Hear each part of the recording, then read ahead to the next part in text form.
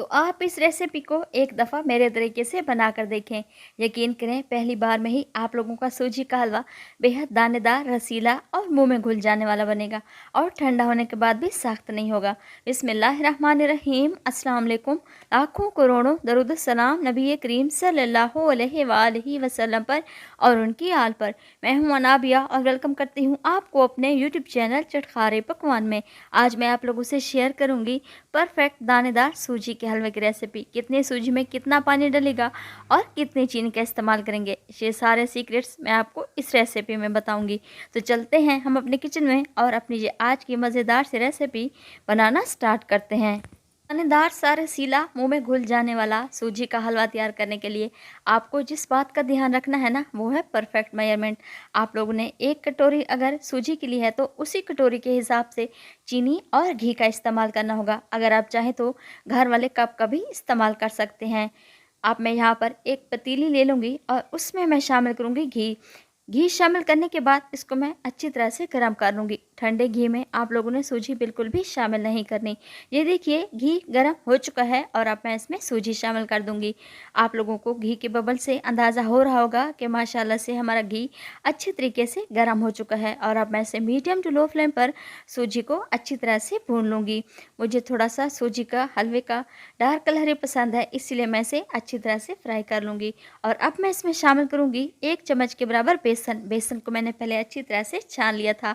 बेसन शामिल करने से हमारा ये सूजी का हलवा टेस्ट में बहुत ही लाजवाब तैयार होगा। अगर आप चाहें तो बेसन की जगह गेहूं का आटा भी शामिल कर सकते हैं। और अब मैं इसमें पानी शामिल कर दूंगी। जिस कटोरी में हमने सूजी का इस्तेमाल किया था वही कटोरी हम इसमें 3 पानी की शामिल कर देंगे।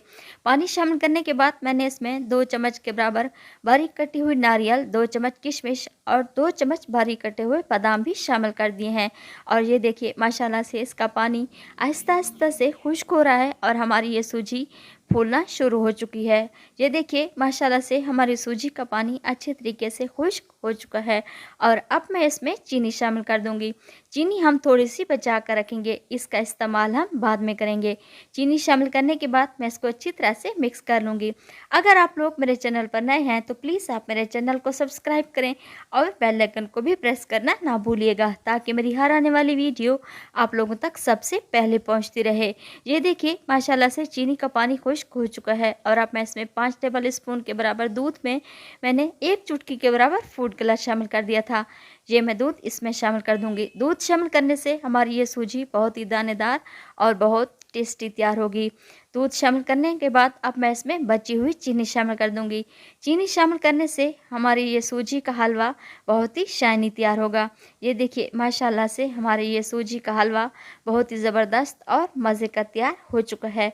और आप लोगों ने भी मेरी इस रेसिपी को ज़रूर ट्राई करना है। अगर आप लोगों को मेरी ये रेसिपी पसंद आए तो अपनी फैमिली और फ्रेंड्स में भी शेयर किया करें और चटखारे पकवान को भी सब्सक्राइब कर लिया करें। और मुझे कमेंट्स बॉक्स में भी बताया करें कि आप लोगों को मेरी ये वीडियो कैसी लगी। ये देखिए सूजी का हलवा बनकर तैयार हो चुका है। इसके ऊपर मैंने थोड़े से बारीक कटे हुए बादाम डाल दिए हैं। और अब मैं आप लोगों को चेक करवाती हूँ। माशाल्लाह से दानेदार और बहुत ही रसीला हमारा ये सूजी का हलवा बनकर तैयार हो चुका है। और आप लोग इसे ज़रूर ट्राई कीजिएगा। करें इस तरीके से सूजी का हलवा बनाएंगे ना, आपको खाकर मज़ा आ जाएगा। ना ही शीरा बनाने का झंझट और ना ही अलग से ड्राई फ्रूट्स हमने फ्राई किए। एकदम ज़बरदस्त और आसान तरीका है।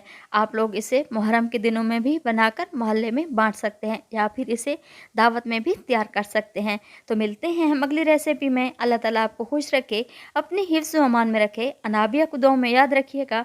Thanks for watching my video. Allah हाफिज़।